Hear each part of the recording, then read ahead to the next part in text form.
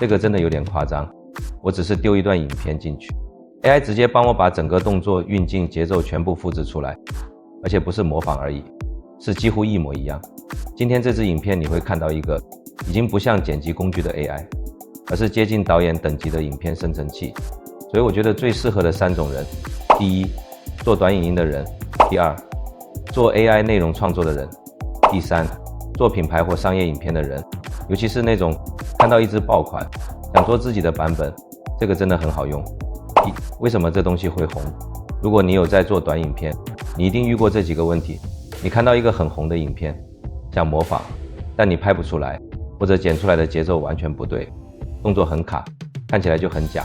以前你要自己拍、自己剪、自己调节奏，但现在 AI 直接帮你做完。这个工具在干嘛？今天测的这个工具叫 ChatArt， 它其实不是单一功能，比较像是一个把各种 AI 影片模型整合在一起的创作平台。像最近很红的 Seedance 2.0， 你不用再去找账号或研究怎么用，直接在这里就可以用，而且它还整合不同模型，你可以在同一个地方完成整个影片生成流程。最夸张功能，动作模仿 Seedance vs Kling 实测。好，这里直接来最关键的，我做了一个测试，我丢同一段影片进去，然后用2个模型来做，一个是 Seedance 2.0， 一个是 Kling 3.0。先讲 Seedance， 它做出来的结果是动作几乎一样，节奏几乎一样，甚至连镜头感都很接近。你会觉得这已经不是生成，是复制。但 Kling 3.0 就很不一样，它的结果是动作会参考，但不会完全一样，节奏会稍微改变，整体比较像重新演一遍。所以这2个的差别其实很明显。Seedance 更像1:1还原，适合做爆款复制、模板化内容。Kling 更像风格改编，适合做创意延伸、变化内容。这边我自己一个很直观的结论是，如果你今天是想复制一支爆款影片，想要节奏完全对齐，那 Seedance 会比较强。但如果你是想做自己的版本，不想看起来太想抄，那 Kling 反而比较自然。而 ChatArt 厉害的地方就在这里，它不是只有一个模型，而是让你同一段素材直接切换不同模型，做出完全不同风格的影片。这件事情其实很关键，因为你不用再读一个模型，你可以同一支影片直接生成2个版本，选效果最好的。这已经不是剪辑了，是内容策略工具。不是只靠文字，是整套理解。这个我觉得很多人会忽略，它不是只用 prompt， 你可以丢图片、影片，甚至音乐， AI 会自己帮你整合。以前你要剪辑软体加特效加节奏，至少3个工具，现在一个地方搞定。而且重点是，它不是猜你要什么，是直接看素材帮你做，这差很多。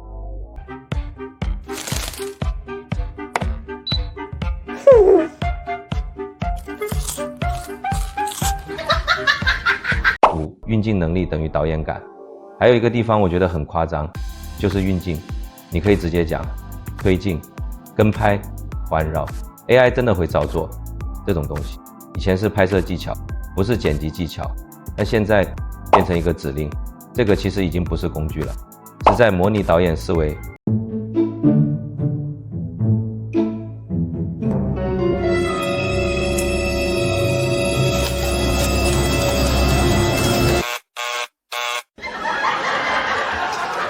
6，我自己的真实评价。好，这边我讲一下我自己的感觉。先讲优点，模仿能力真的很强，目前算是我用过里面最接近真人的，动作流畅度也很自然，而且很适合拿来做爆款内容的再创作。但缺点也一定有，生成还是需要时间，不是秒出，有些细节像手或小动作还是会有一点怪，然后高阶功能基本上需要付费。而且我会觉得这个工具比较适合本来就有想法的人，如果你完全没概念，它不会帮你变厉害，但如果你有想法，它会帮你放大很多倍。7，谁最适合用？好，我这边想问你一个问题，你是哪一种人？ A， 想用这种工具来做短影片变现， B， 只是觉得 AI 很酷想玩玩看， C， 还是觉得自己拍比较真。你在下面留言打 A、B 或 C， 我其实蛮好奇，现在大家到底在什么阶段？最后我讲一个我自己的感觉，这种工具出来之后，影片创作已经不是剪辑能力的问题，而是你的想法，你有没有东西可以做？因为现在只要你有想法， AI 真的可以帮你做出来。如果你想要更多关于 AI 创作自媒体经营的内容，记得按赞、订阅、开启小铃铛。我们每周都会更新最新实战技巧。这里是炫创意，我是林汉，我们下次见啦。